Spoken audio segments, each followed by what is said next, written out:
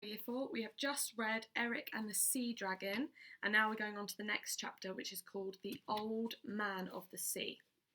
Okay. After their encounter with the sea dragon, Erik and his men looked at their ship, Golden Dragon, and saw that the monster had done much damage and water was flooding in the stern. "We must bail this water out," said Erik, "or we shall not keep afloat for long." "But how can we bail?" cried his men. "We have not one single bucket between us. We are lost for sure." "Then we must use our helmets," said Erik, and he got down with his men and started to bail the water out of Golden Dragon with his own helmet. But the more they bailed the water out, the more the water seemed to flood in. "We shall sink before nightfall," whispered Erik's men to one another.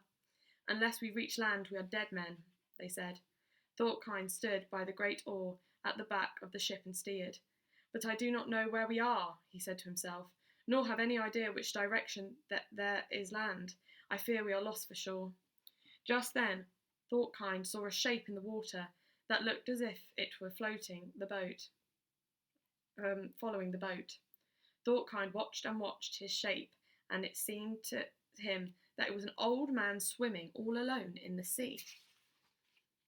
"Hey there!" cried out Thorkind. "Who are you? Swimming alone in the icy waters so far from land?" The old man looked up out of the water at Thorkind and laughed, but he said not a word. "How do you come to swim so far?" asked Thorkind. Again the old man in the water looked up and laughed, but he again said no word. "Can you help us find land?" asked Thorkind, "for we are badly damaged and will sink before nightfall." And this old man did not laugh. He looked up at Thorkind and said, "I'll show you land, but if I do, one of you must come and join me in the icy waters." Thorkind felt a sudden cold to the marrow of his bones, for he knew that this was the old man of the sea, and that to join him in the icy waves meant certain death. But he said to the old man of the sea, "Show us where we can find land." The old man of the sea laughed and replied, "But which one of you will come and join me in the icy waters?" "Show us land, and I will come join you in the icy waves." Then Thorkind had said these. When Thorkind had said these words, the old man of the sea laughed again and took the great oar in his hand and turned it until Golden Dragon was heading due north. But Thorkind grieved in his mind, for he knew that the old man of the sea always took a life before he ever saved one. "I am as good as dead," he said to himself, "but at least my comrades will reach land." But still he grieved in his mind, because he knew that the old man of the sea was full of tricks, and no one could ever put his trust in him. Well, they sailed on like this for many hours, and every other hour Erik would look up from his bailing and say to Thorkind, "Any sign of land?" And Thorkind would reply, "We are heading straight for it." And Erik would nod and encourage his men, and they would all bail faster as the water kept flooding in. At length Thorkind leaned over the side again and shouted down to the old man of the sea, "How much farther?" And the old man of the sea laughed loud and long and said, "Far enough for you." And Thorkind looked towards the horizon and saw an island. "Land ahead!" cried Thorkind, and Erik and his men stood up and gave a mighty cheer. "We are saved," said Erik. "Tonight we shall celebrate and dry ourselves around a great fire, and we shall drink a toast to Thorkind, who steered us to safe dry land." And all his men gave an almighty cheer, but Thorkind looked grave and said, "I shall not be with you." Then he explained to Erik how the old man of the sea had guided the boat to land, and that in return one of their number must go and join him in the icy waves. "And since I made the bargain with the old man of the sea," said Thorkind, "it is right that I go and join him in the icy waves." Just then they all heard the sound of laughter, and they looked over the side and saw the old man of the sea grinning up at them. "Well," he said, "I am waiting for you." "You need wait no longer," said Thorkind, and he got up to go. But Erik's men said to Thorkind, "Don't go. It will be death to join him in these icy waters, and we are almost at land." But Thorkind replied, "No, the old man of the sea has kept his side of the bargain, and I must now keep mine." And he stood up on the side of the Golden Dragon, about to throw himself into the icy waves. Then Erik took Thorkind's arm and said, The old man of the sea is full of tricks. Wait until we see this island he has brought us to, and then you may go and join him in these icy waters." At which words Thorkind nodded and stepped back.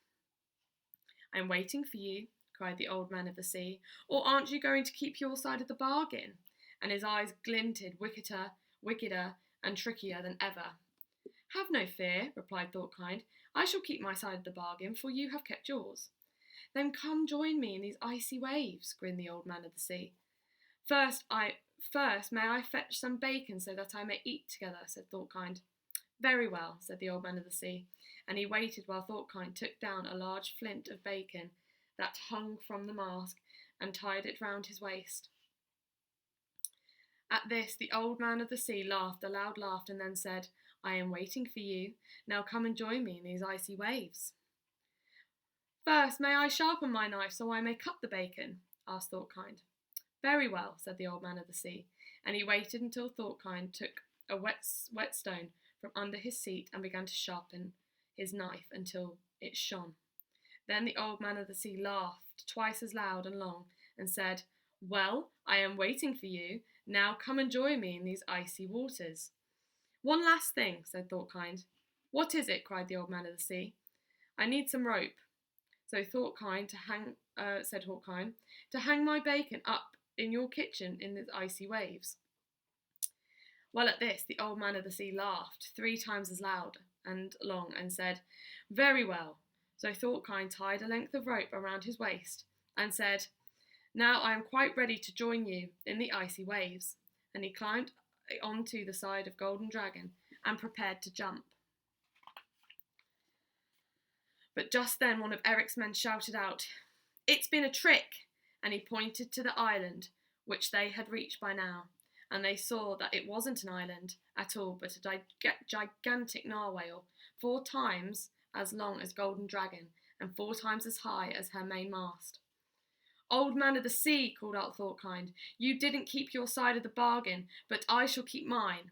And before anyone could stop him, he had leapt off the side of Golden Dragon, and had joined the old man of the sea in the icy waves.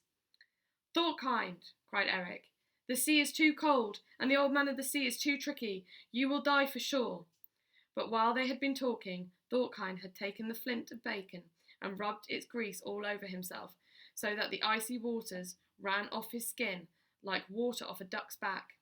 And when he reached the old man of the sea, he grabbed him around his skinny neck and took his newly sharpened knife and cut off his beard with one slice.